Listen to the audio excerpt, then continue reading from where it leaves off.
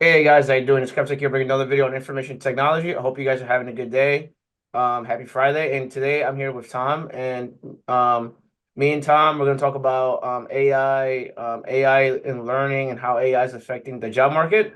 But we're also going to talk about AI tools that can help you if you're brand new to IT, trying to get into IT, and how can we use AI to help you? Because you're probably you're like a help desk person, right? Or IT support person, and maybe you're not the most tech savvy person, right? And you're like, oh, can I use AI to help me? How can I use it? And what is AI? How does AI work and stuff like that? So I had to bring someone that knows about AI, which is why I'm here with Tom again once more. And if you guys remember from my last video, I interviewed Tom, and Tom went over some AI tools and some went over some AI stuff. But now today we want to go a little more depth with AI because not to make this random, but I went to a Microsoft AI conference event yesterday, and AI is here to stay. It's not going anywhere, and a lot of people are using AI. And from my personal experience, from going to the conference event that I went to yesterday, Microsoft is trying to get on top of AI right now, like literally on top of AI. Like they're trying to put AI on everything, including Microsoft Azure, Microsoft Marketplace, Microsoft SQL databases, Microsoft Studio. They're using AI for everything. So, like for example, I was chatting with someone that he is a SQL specialist, and we went over Visual Studio. We went over a bunch of databases and stuff like that. And you could actually you could put your data on AI, and then they would recommend like what you should type for SQL, and then it'll give you like an input there, and then you just copy and paste it, and then you just put it on there. So things like that. So AI is not going anywhere. And yeah, I'm here with Tom, and I want Tom to introduce himself because probably some people don't know who you are. And Tom, thanks for being here. Yeah, no, thanks for having me, Kev. I think what you're doing with the channel and helping people learn more, understand, getting the guests on here. I'm really excited to be your guest, of course. And I think this is part of it, right? It's sort of sharing knowledge and trying to encourage the community. And we're all in this together. We're all struggling with the same problems. Um, we're entering into 2024. AI now has been around for about 14 months. Basically, it's been around before that, but of course, ChatGPT is what really got it rolling. Mm. Last year, people were learning about it, but what's already going on is if you look at follow some of the news, companies are now starting to do, they started doing tech layoffs last year. Companies have been worried about, high interest rates, higher payments on all their loans, the election uncertainty, the stuff going on in the Middle East, all of that basically gives companies uncertainty. When companies have uncertainty, what they worry about is conserving cash. That's what they worry about, right? And then they start to look at ways to reduce employees, unfortunately, right? Because employees are some of the most expensive things you have. And then they start saying, well, what can we do with employees that, we can do with AI? And again, if you sort of do a search on keyword tech layoff on YouTube, you're going to find a lot of YouTubers talking about this. But then the next step comes for you, right? Is what do I do now, right? Um, if I'm in a help desk job today or an IT job today, um, what you got to do is you've got to start adding AI skills to your portfolio, right? So you have to be on the front foot. If you don't go there and do something, it's going to be very tough. And then either your job is going to get downscaled, or you may be in a tech layoff, and then or your company is going to struggle because they're not as effective with help desk anymore as others that do have the AI. Then of course on the flip side there, if you are in a tech layoff, if you don't have any generative AI skills on your resume or on your LinkedIn, you're going to be one of the other thousands of people that are out there that don't have those skills on the resume. And then you're going to be there's nothing, it will be hard for you to sort of stand out. Um, so that's the sort of thing, Kev, that you and I've been talking about. And I just wonder, what's your perspective on those things, right now going into 2024? No, I 100% agree with you. Um, the thing is with me is from what I'm seeing, and based on my experience, some companies are laying people off from help desk because they could automate it. Yep. Now it's not. It wasn't like before, like where I could say, yeah, we still need people. What they do is they still need people, Yeah. but some companies, in order to save money, they're trying to use AI for everything, and Yep. then maybe just hire maybe one help desk person, and then have the rest of them be with AI, like customers work with AI. Obviously, AI is not going to be replacing everyone, but it's going to replace some people. So you're going to have to get familiar with it, but it's not going to.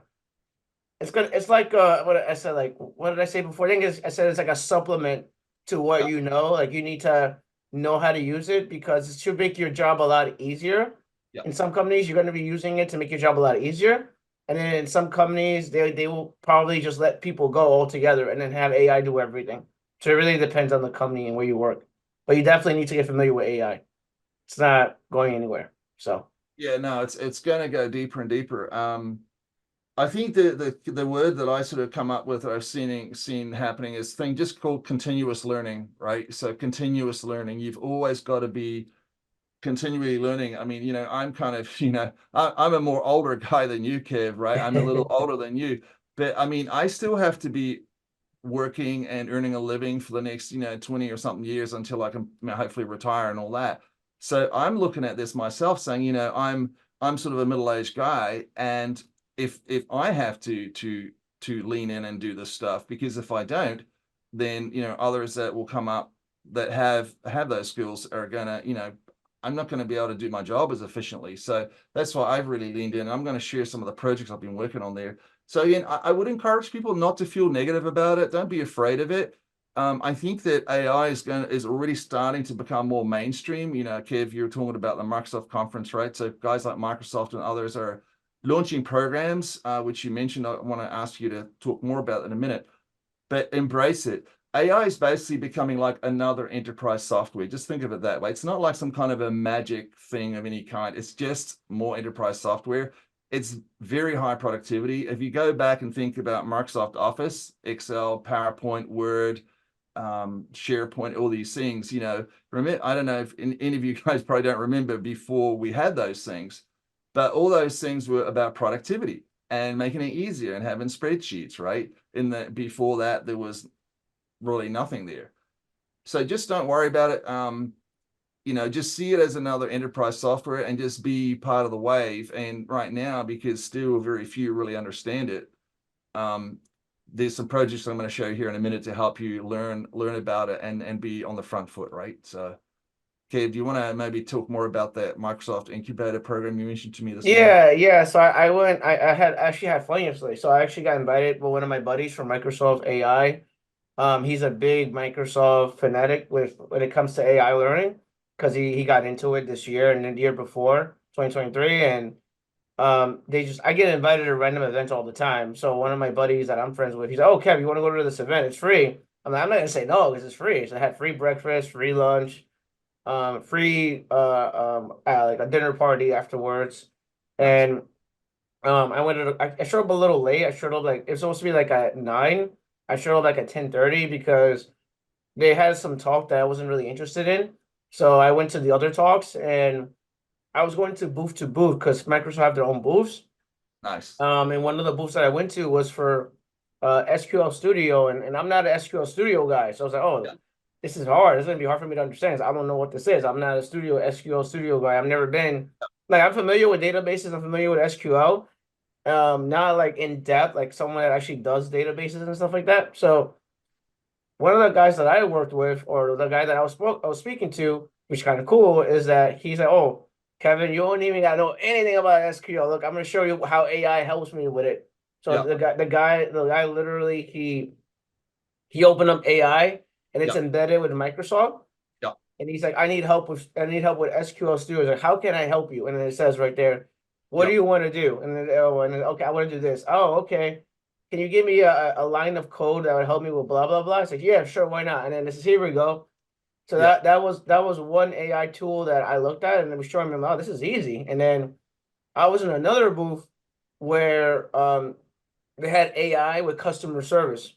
So they Yeah. had AI where the person's not human, it's a bot, Yeah. but the person looks like they're human. And basically, like, oh, okay, so how can I help you say? Do you need me to reset your account? Okay, I'll be more than happy to do that for you. And it was like a bot talking, an actual bot. It looks like a human being talking. Yep. Okay, let me reset your account real quick. Are you all set? You're all set? Okay, I hope you have a good day. And then they reset your account. That was another booth that I went to. That's just an example. Another example that I went to, which is crazy, was the marketplace. So the marketplace for Microsoft Azure, you could use AI to enhance your product. So like if you have a product, you throw it in AI and it'll tell you like, oh, I'll give you recommendations like, oh, this could have been better, that could have been better. Do you want to change this? Do you want to leave it alone? What do you want to do? So like, it gives you recommendations based on what they see. Yeah. And then the AI stuff that I mentioned, this is specific to Microsoft. So that data does not, because people were gonna tell me about confidentiality, Data privacy. Yep. privacy and all that good stuff, and having integrity and all that good stuff. So they're gonna tell me about, oh yeah, so where does the data go? Like if someone's stealing it, obviously, right? No. So it goes to Microsoft, Microsoft only. They Yep. have your data. It's held with them, and that's it. No one else has that data. It's not. Yep. They don't share it. They don't leak it. No, nothing. So any of the things that you set up or create with AI and Microsoft, it's just embedded in their systems, and that's it. And that's basically what we did yesterday. So I went over those things. It was very interesting. And then one of the one of the AI ones that was kind of cool was the dashboards. She showed me like the different dashboards. I actually met a Microsoft MVP of Hmm. cybersecurity. Yeah. So I hung out with her yesterday. So we spoke for a little bit. I That's may do really some. cool. So what's cool about all of that, Kev, is not Mhm. only, well, you got the free food. That's always a good thing, right? Right, no problem there, hospitality. Thank you, Microsoft, for that. But so you're learning about technology, you're seeing what's going on, you're making expanding your human network, right? Your personal network. Um, you know, doing those things are highly recommended, right? Highly recommended for everybody. And you can tell, I mean, all you have to do is go online and find these events, and maybe Kev, you could put some links in the video there or what have you. But um, going to these local events, I highly recommend it, because then not only will you learn the tech and get a lunch, hopefully, right? But also, right, you're going to make friends, you're going to meet people, you're going to be the one that they remember, and you sort of work with them and say, hey, I want to learn more. How can I contribute? Like telling people or ask them, say, how can I contribute to what you're doing? What's on your mind? Is there something I can do to help you with something? You come to people with that attitude, they're like, oh, that's nice. That's like a customer service attitude, right? People want that. People want people that can help them. People want people that understand how these tools work and then maybe help them roll them out. It's just like any other enterprise software that a help desk person or IT person manages. It's just different and new. So again, if you get on board, get learning those skills, make the relationships, you might find, let's say at these Microsoft events or other events, you might find Microsoft system integration partners. You might find companies that are providing services for Microsoft products or other products, right? But what you do is they have jobs. And then it may be slightly different than a help desk job, but it could be a job where you say, hey, I know help desk. I'm now schooling up on these skills with this AI stuff, products that these different guys. Now I can help you actually deploy this stuff. Oh, well, that's good. We need guys that understand help desk and help us deploy this next generation stuff. I mean, those are the ways that I would go about this. What do you think, Kev? No, I 100% agree with you. Like when I went to the conference event and I got to meet other people, and I got some really great connections yesterday that I like because I got invited. So first of all, I got invited to the event. Second of all, I'm not an AI person, so AI is above my head. And then third of all, for me, it's like, how am I going to benefit from this? Because AI has nothing to do with what I do, right? So it's like, Yeah. this is not really what I do. So I'm not sure if I should go or should stay at home. So I ended up going, and then I met some people that do similar stuff to what I do, and I'm surprised. But they use AI on top of it. And, I didn't know you use AI for cybersecurity. So I had this one person that I spoke to. Her specialty is just running SIM tools or running cybersecurity tools, but then she uses AI to enhance your security for whether it's red team or blue team. Yeah. She actually runs an engagement using AI to improve the posture of your cybersecurity, and then actually she uses AI as well to help her create a playbook for your company. So There you like go. if you're working with a company you have to understand that every company playbook is different, right? How do Yep. they respond when there's a hack, when there's an Yep. attack, or when something happens? So I was talking to her yesterday, and I'm gonna get her on my channel, which is I'm excited about that. Oh yeah. She's a Microsoft MVP, so she Yeah. should be on my channel in the next couple of weeks. I met her yesterday, Yeah. so that should be fun. And then I met a few other people that I didn't even know that I met someone, Tom, that I may introduce you to. That he's a CEO of a company. Oh, thanks. Um, and he's into sports. He loves sports. He's a sports Yeah. guy. So if you're like you're into sports, you're gonna like him. He's into sports. So and yeah, I had a conversation with him as well, and then a few other people that I met yesterday. And I really honestly I really enjoyed it, and I learned a lot because I'm not, like I said, I'm not an AI guy. So when they put me in that situation, when they put me, I tell everyone, like when you put you in an awkward situation where you're forced to learn, Yeah. I don't mind being in that situation. So yeah. Yeah, that's it's another thing that I hear from people say, hey, if you're not pushing outside your comfort zone, you're not learning. And if you're not learning, you're not moving forward, right? And the problem anymore, stuff is moving forward so quickly that you got to keep moving forward. Um, we'll get into a couple of practical pro tips here in a minute, but yeah, so again, I just wanted to sort of recap that. But what Kev did there, he took the initiative. Obviously you're an outgoing guy, you've got a channel. Not everybody needs to have a YouTube channel. You can, I mean, you could do that. You could create some YouTubes and, just use Zoom or something to record it and push it in there. You could do that. That's good for your personal brand. You can post on LinkedIn about your learnings about things.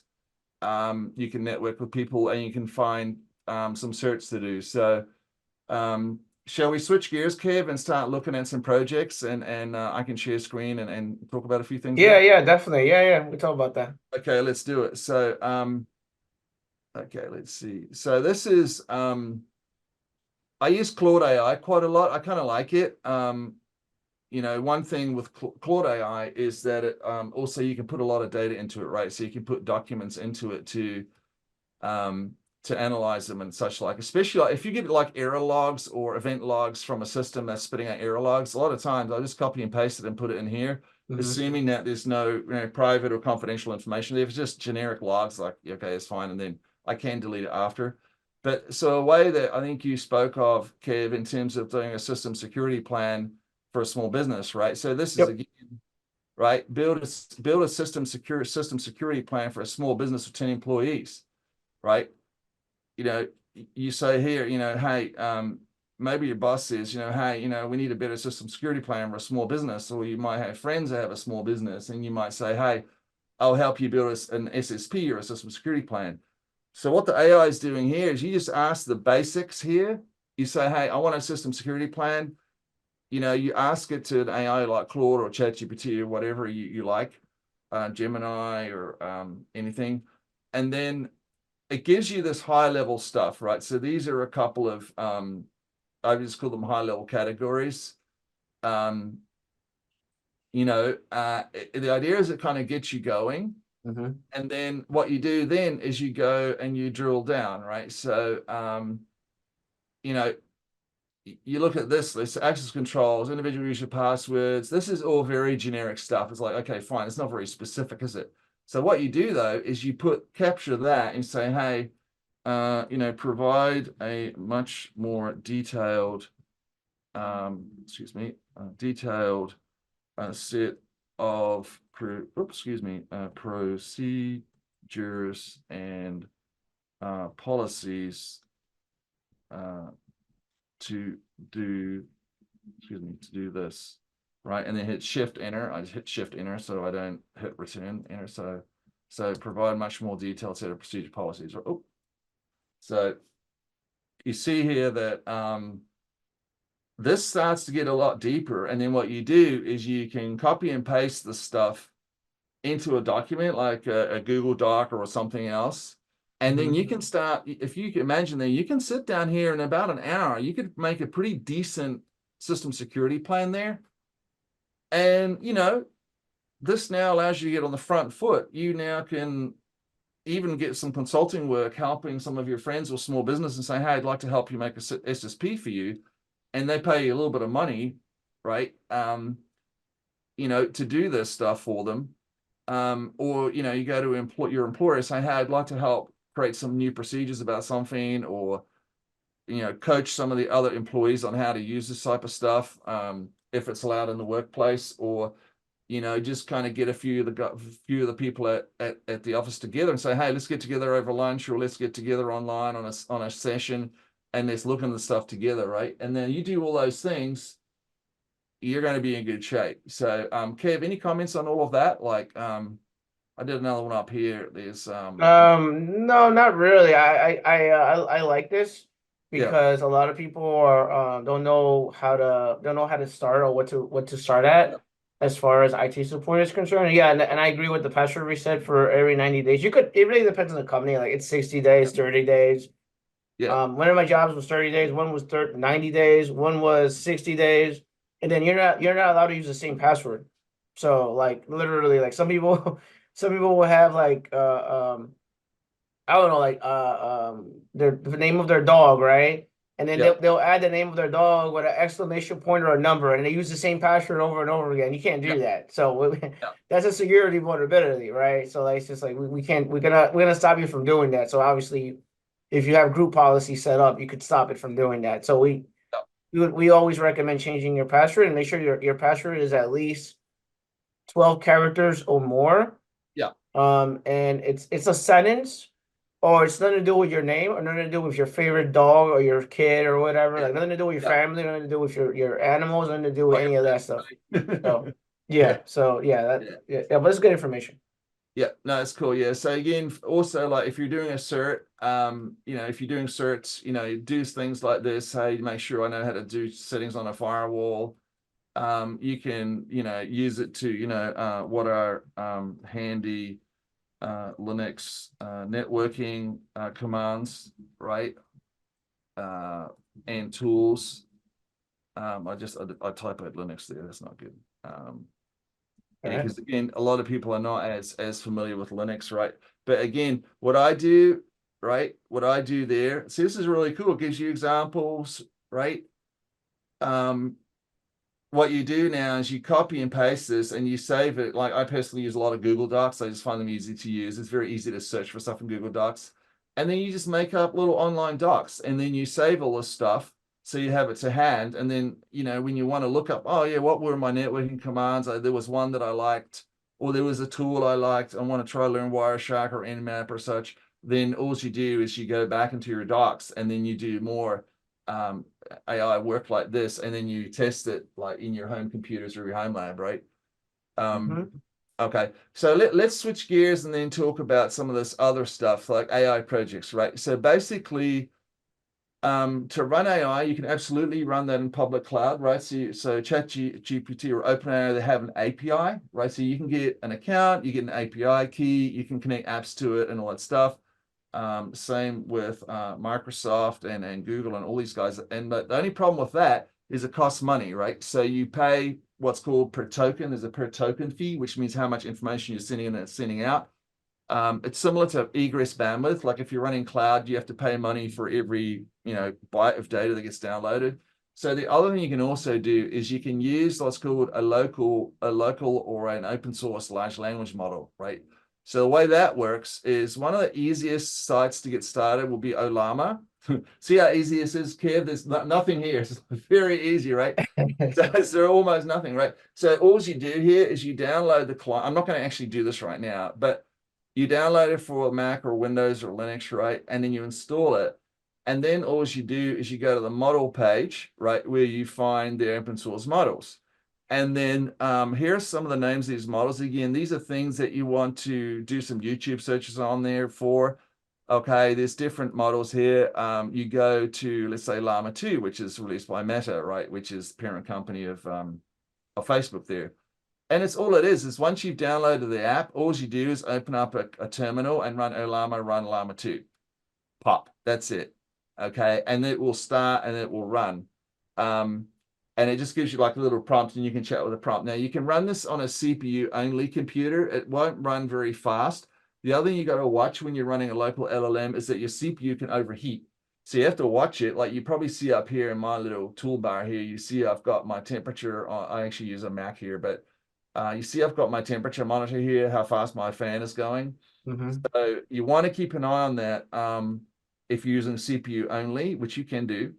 If you're using a GPU, you still want to keep an eye on it. You don't want your GPU getting too hot. But that's all there is to it. And then so you just select the model, you install the Ollama, and then you run the command at the terminal to start chatting. You get a little prompt to chat with.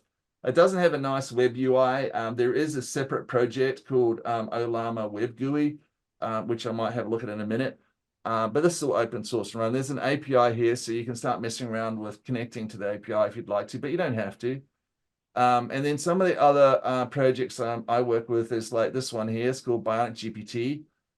So this is a little nicer. It's got a nice GUI. It's got some different settings you can put into it there. This has only been around for about 4 months or so. It's pretty new, but it's also one worth looking at because it's got a pretty decent GUI. Now, I will tell you that this one is nowhere near as easy to use as Ollama.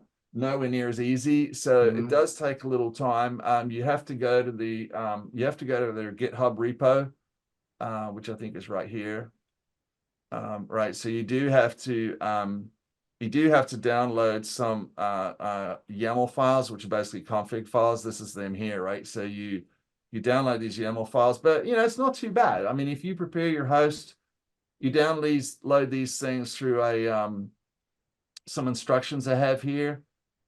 Let's see, I think it's here. Yeah, so you go to that link there, go to the documentation. It's got some installs. It's actually not too bad. You just install Docker, containers.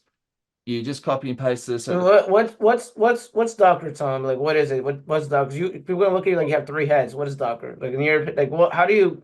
I guess what's your explanation of Docker for someone that's not technical? Oh, I see. Yeah, sorry. Yeah. So you've heard of like just a plain vanilla computer that's got the operating system directly installed on the SSD or the hard drive. That's like a single purpose physical machine, right? So you can't use it for anything else. Not easily. I mean, there's a couple of hypervisors like VirtualBox and other things you can install on it.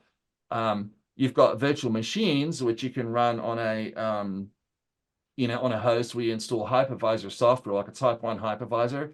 And you can virtualize everything. This Proxmox is one of the ones that I like for that, like Proxmox here, Proxmox Virtual Environment. Yep. Right, that's fine. But then containers, right? Containers are yet another level of easy deployment of things, right? So this is Docker, and there's a thing called Docker Hub.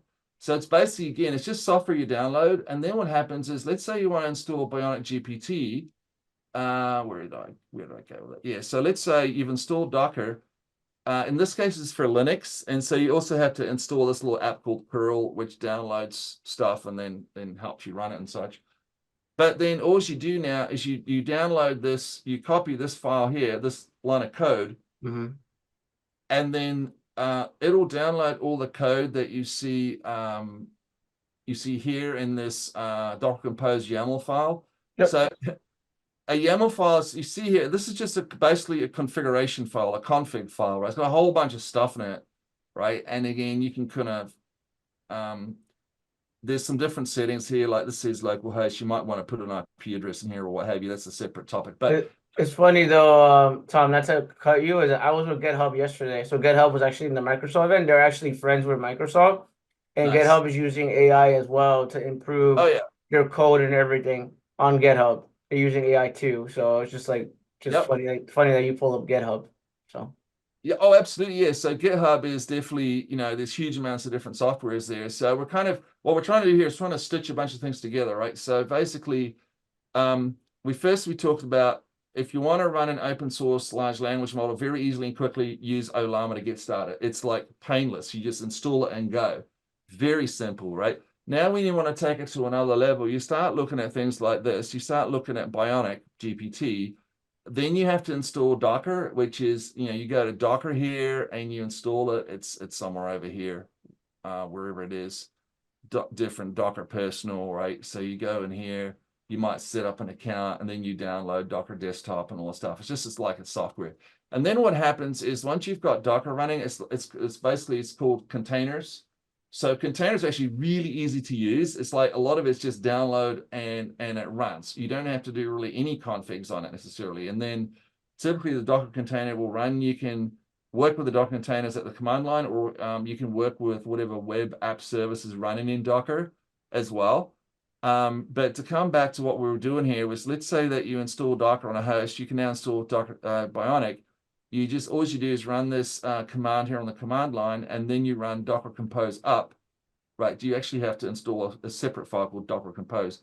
Actually, they have a link here. Check this out, Kev. They have a little link here that shows you what you have to install. So this takes you to the install Docker engine, right? So you go down here, you find your different OS for different OSs. It's easy peasy, right? And then then you just go here, you install it, and off it goes. And then you'll get a web front end, and you just put in this web link, and off it goes. And then you start using it, and that's when it will look like, it'll look, like you said, it'll look like this. So if you think about all that, Kev, I mean, it's a few different skills, it's a few different things, but you sort of put that together, you can start installing all this open source software, and now you're becoming knowledgeable on how to use this, right? Do you have any questions? Did I go too fast there? Or is that you kind of follow along with it a little bit? Yeah, I understand it, but someone that watches my videos are brand new to IT, they're gonna be a little lost because they don't use Docker. Yeah. They don't do any coding or anything. So I'll probably bug you at some point. Yeah. On another video where we actually do it live. Yes. We Yeah, we have show to it. Not today. We're gonna do that because it's too Yeah. much information. Yeah. But we actually show how it works and how to do it, because some people are gonna ask me like, Kev, this stuff doesn't make any sense. Yeah. So Yeah. Well, check it out, Kev. I mean, the way I learn pretty much all my stuff anymore is I either ask AI how to do it, or I go on YouTube. I've got YouTubers that I follow. YouTube Academy, What's that? YouTube Free Academy. Pretty much, yeah. And so, again, there's very little certifications and training for AI. There's a little bit, but it's really like finding good YouTubers. I'll show you a couple of YouTubers I recommend. And then it's actually getting hands-on and doing some stuff, right? And that's the only way you're going to learn. There's nobody here is going to do that for you, right? Don't wait for people to tell you how to do it yourself, and just, hang with us in the channel. We'll do more videos on this. But anywho, so that's there's another nice one I like called LM Studio. This one's also really nice. It's very easy to use, got a really nice user interface. Again, it's a download here, and then you install it, you have the user interface, and then there's a site called Hugging Face. They're like, what the heck is this? Sounds weird. I have no idea where this name came up from, right? But this is basically one of the biggest repositories, or repos as they call it, a repo of open source large language models, which is the underlying code that runs AI, generative AI, right? And so as you can see here right now, there's like nearly 500,000 models in here, man. It's ridiculous, right? And so what a lot of these people have done is they've taken like foundation models, they've fine-tuned them. It's not training. Training is different. That takes a lot of GPUs. It's really expensive. But people will fine-tune and slightly modify models. They'll do a thing called quantization, which like strips them down some so they can run on lower spec hardware. And then they have all these different categories, right? You've got all these different models you can run here: computer vision, NLP, audio, tabular, whatever. And then, you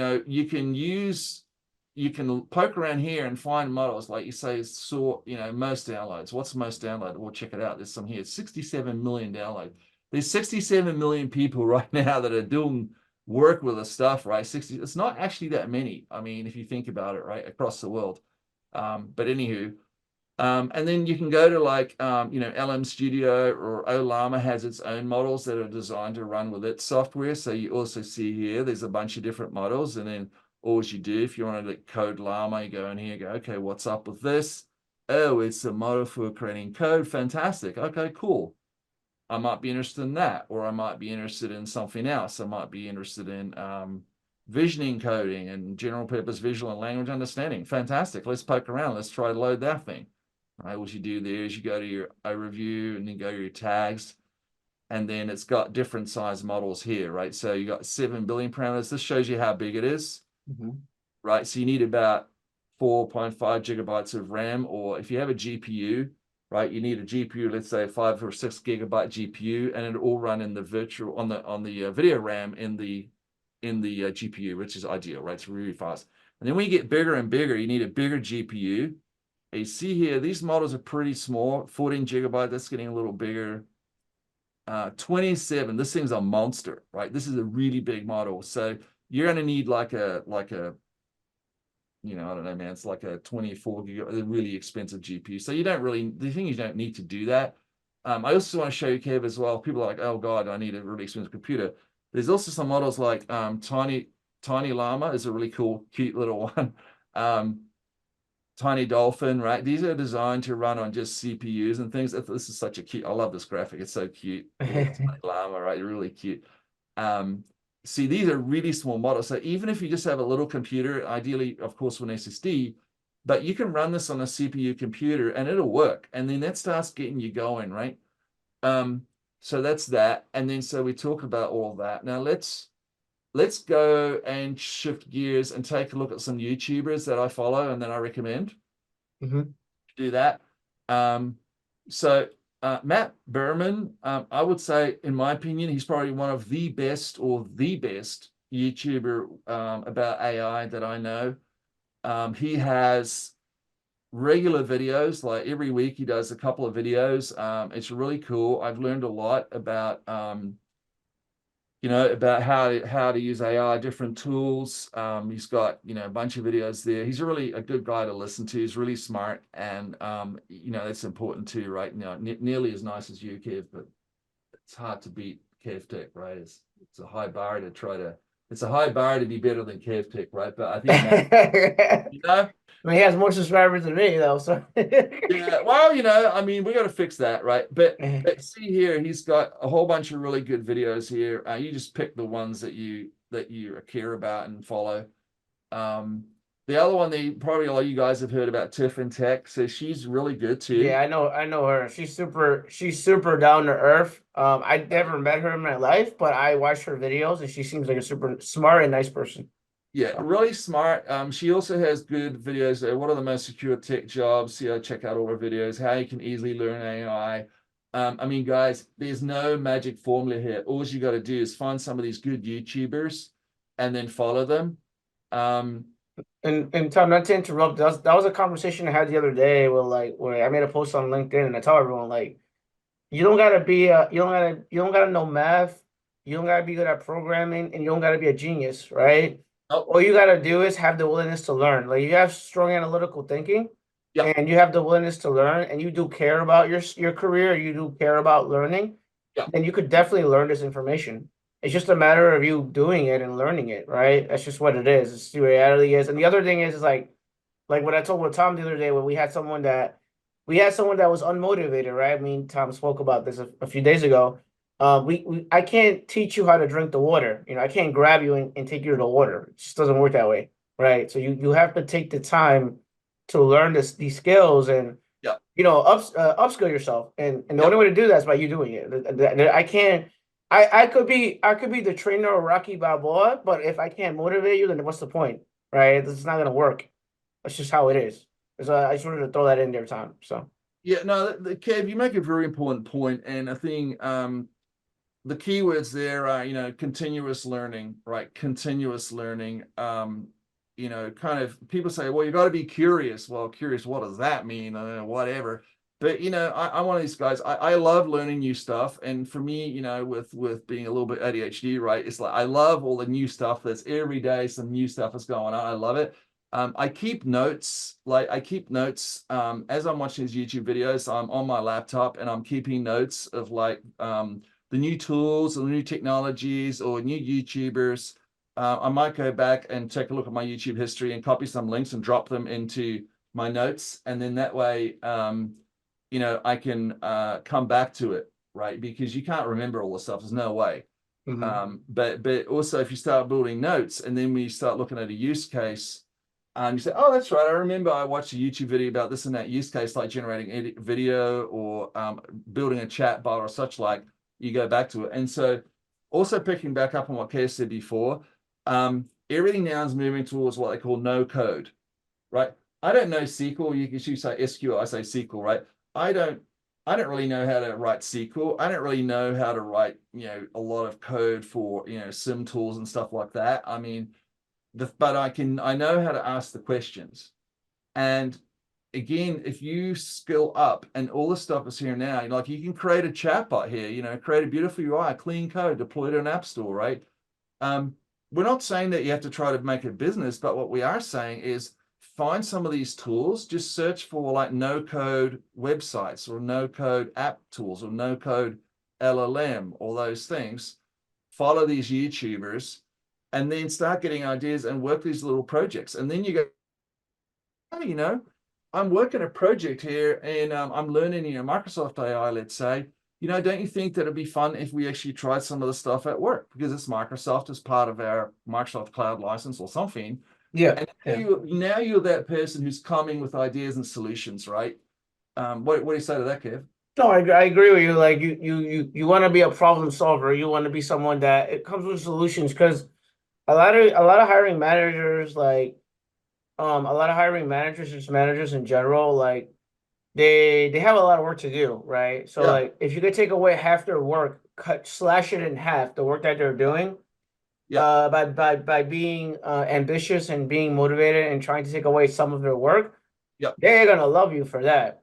yeah, That was me in my other job. So I worked for a big hedge fund, yeah. and I straight up went to my manager. I told him, "Listen, I want more responsibility Yeah. because like what I'm doing now, I could do this with my eyes closed." Now I didn't say it that way, obviously, but I said like the stuff that I'm doing right now, it's very repetitive. So like I have a lot of time available. So like what That's can I that's what always a whoop whoop whoop yeah. repetitive time available. These are very scary, dangerous places to be, right? Because those are the kinds of jobs or situations where they're going to look at it and say, well, it doesn't take long, some downtime, that's time that's costing the company money, right? Those are the places where they're going to say, can we cut this down? Can we automate some of that?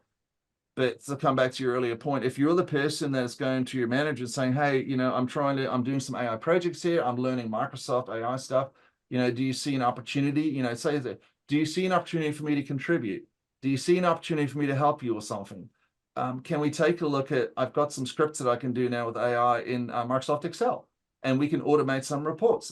Would you allow me the opportunity to see if I can help you somehow, right? You come to your boss with that kind of stuff, that kind of attitude, you do some work after hours on the weekends or what have you to learn some of these skills, and you show up on Monday with those skills and say, hey, I'm trying to contribute and help. I want to help other people in the office. I don't want them to be scared of AI. I want to help them learn how to skill up on it. You become that person, right? I mean, what do you say? I mean, Kev, does that? No, that's exactly I was gonna say that. That's exactly what happened to me. So like, I had nothing to do. So then what I did was for specifically for my job, um how do I how do we make it easier for the customers that use our product? So Yeah, since I'm a content creator, right, I took advantage of that. So I'm like, okay, so we have customers that are always asking me the same thing over and over again. So how can I automate that, or how can I make it yeah, better? So yeah, I ended up I created content on software that we use. Like for example, like how do I set up email on my phone? yeah, So I yeah. made like a 2 minute video on how to do that. Or how do I set up multi-factor authentication on my phone? I made a 2 minute video on how to do that. Or how do I add an add-in on my Excel? I made a video on that. So I had documentations for everything for like Yeah. from A to Z. So then when by the time my performance review came up, my manager, my director sat with each other and they had this conversation back and forth. We're like, yeah, so Kevin's the one that did he contributed the most and he made documentation for everything. So Yeah. like he saved us 2-3 hours of tickets Oh yeah. because of what he did. So just give him a raise, just give him a bonus because he Well, actually took the time to take care of the customers and made everyone's lives a lot easier. So that was my experience when I was working in that company. and a cave, what that is, that's the Kevtech advantage, right?